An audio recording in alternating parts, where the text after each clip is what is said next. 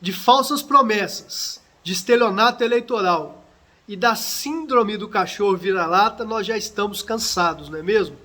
Entenda o porquê dessas palavras assistindo todo o conteúdo desse podcast. Compartilhe, comente e faça circular essa mensagem, porque eu quero mostrar a diferença da PEC 275 e das promessas paralelas que surgem no ano eleitoral.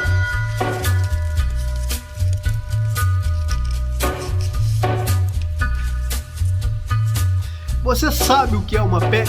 Você tem visão político e partidária para entender como se dá o mecanismo de avanço de uma PEC no Congresso Nacional? Se não, preste atenção nesse vídeo porque nós vamos explicar o porquê nós defendemos a aprovação da PEC 275 no Congresso Nacional. Uma PEC é um projeto de emenda à Constituição. Isso quer dizer escrever na Constituição, diferente das outras leis que não ficam dentro da Constituição Federal, acabam participando secundariamente do nosso ordenamento jurídico. E para escrever na Constituição, há que se construir não só uma minuta, um projeto de lei, há que se construir um ambiente propício para que esse projeto de emenda à Constituição possa tramitar dentro do Congresso Nacional. Após dizer isso, eu posso garanti-los que hoje não existe nenhuma PEC em tramitação no Congresso Nacional que vá tão de encontro ao nosso interesse num estágio tão avançado.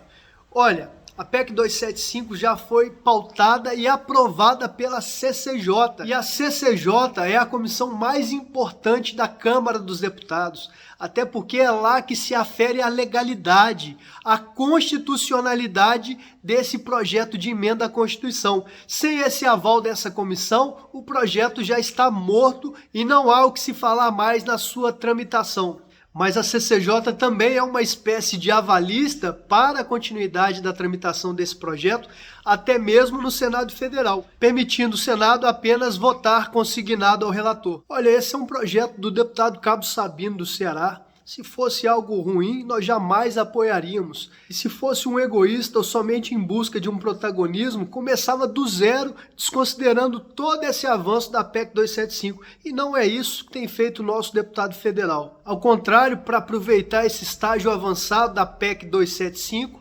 buscou já tratativas com o presidente da Câmara dos Deputados, que tem sinalizado a possibilidade da criação de uma comissão especial. E olha, a criação de uma comissão especial permitiria que o nosso deputado fosse, quem sabe, até o relator. E é claro, com a autorização da criação da comissão especial, fatalmente o nosso deputado seria o relator. E aí sim, aí de fato ele apresentaria o que nós podemos chamar de substitutivo. No seu relatório, a garantia de elencar a guarda no caput do artigo 144, já estabelecendo a nossa Guarda Civil como polícia municipal, subscrevendo todos os nossos anseios previdenciários, com paridade, com integralidade, tudo aquilo que nos torna iguais às outras forças policiais que foram consideradas por esse governo na sua reforma da Previdência.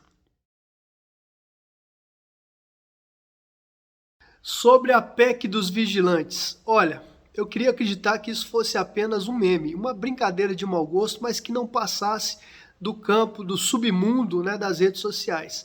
E vejo que de fato há uma minuta, né, algo escrito por algum deputado, pelo deputado Major Vitor Hugo, e que está sendo defendida nas redes sociais. E nós vamos falar o quanto essa proposta poderia criar um estigma para o avanço da Polícia Municipal.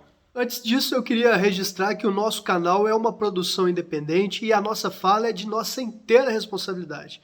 Nós encontramos na rede social esse anúncio, que eu imagino que seja uma montagem, um meme, mas procuramos saber, entender das pessoas que estão defendendo essa minuta e descobrimos que de fato essa minuta carrega um anseio de incorporar vigilantes e o que é pior, de incorporar vigias para exercer a nossa atividade policial. Olha, e eu acho esse tema tão absurdo que eu não quero nem perder muito tempo discutindo sobre isso aqui no nosso vídeo.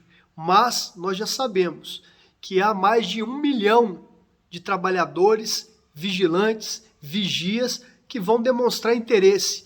E esse debate pode ser por si só uma desgraça para o conceito e para o reconhecimento que nós conseguimos imputar na cabeça dos deputados. Até porque o nosso deputado conseguiu aprovar o único destaque que reconhecia a Guarda Civil como uma carreira típica de Estado na reforma administrativa, a PEC 32, que foi votada no Congresso Nacional. E eu prefiro falar e apostar nessa capacidade de transitar entre a situação e a oposição, para alcançar os votos necessários para aprovar uma PEC. E isso o nosso deputado demonstrou. Olha, gente, eu vou falar um pouco agora da conjuntura atual, do cenário político que impede o governo de se movimentar dentro do Congresso Nacional, caso ele queira se colocar como paraninfo, ainda mais tentando conduzir uma PEC que salva todo mundo em completa contradição com a equipe econômica que defende o Estado mínimo.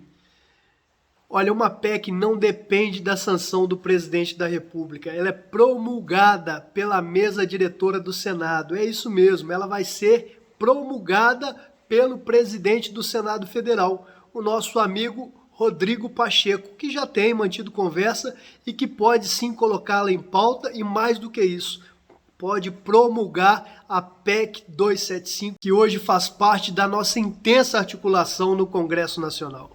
Olha, não só por essas, mas por essas e por outras, que a gente sempre desconfia dessas propostas assodadas que surgem no período eleitoral. Por muitos e muitos anos, nós sonhamos com a possibilidade de ter no Congresso Nacional um guarda civil municipal de carreira investido na função de um deputado federal.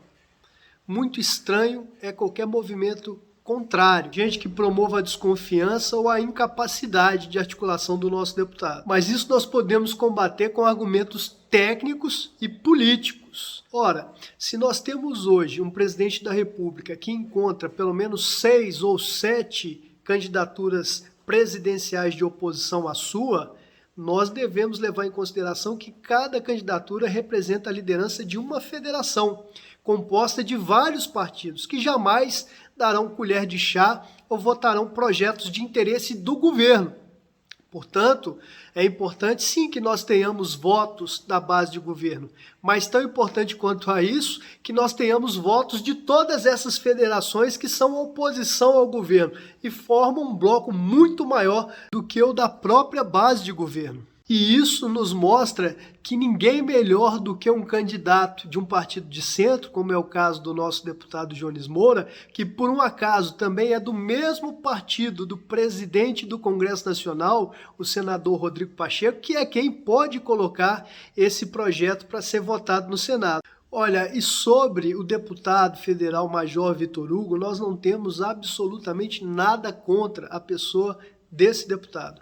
Nós só sentimos o pesar dele ter votado contra a nossa categoria na reforma da Previdência e ter se ausentado na última votação do Habite Seguro. Tirando isso, nós já sabemos que ele é um pré-candidato ao governo do estado de Goiás, o que fatalmente vai tirá-lo da articulação política no Senado ou na Câmara dos Deputados para que ele possa se dedicar exclusivamente à sua candidatura. Ele não pontua bem nas pesquisas eleitorais, vai enfrentar um grande desafio, que é concorrer com o atual governador, mas vai para o sacrifício. Ele precisa lá montar um palanque político até para buscar votos para o seu presidente, para o presidente Jair Bolsonaro. Se o problema não fosse só a sua ausência para dedicar exclusivamente a sua pré-candidatura ao governo do estado, essa pré-candidatura atrai uma série de partidos na disputa. E isso fatalmente atingiria também a sua liderança no Congresso Nacional para conduzir uma PEC dessa magnitude. E são com essas considerações que nós chegamos ao final de mais um podcast. Espero que o que foi dito, que o conteúdo desse vídeo possa esclarecer e mostrar que nós temos um problema diante de outros grandes desafios que nós temos uma pequenez moral e ética de algumas pessoas que, talvez por inveja, que é uma palavra tão delicada quando a gente se refere a um ser humano, mas por ciúme ou até por interesses financeiros, coloca em risco todo o coletivo, todo um segmento de trabalhadores que jamais deveriam estar confusos e dar crédito, dar ouvidos para aqueles que já demonstraram que não merecem a nossa confiança e a nossa consideração.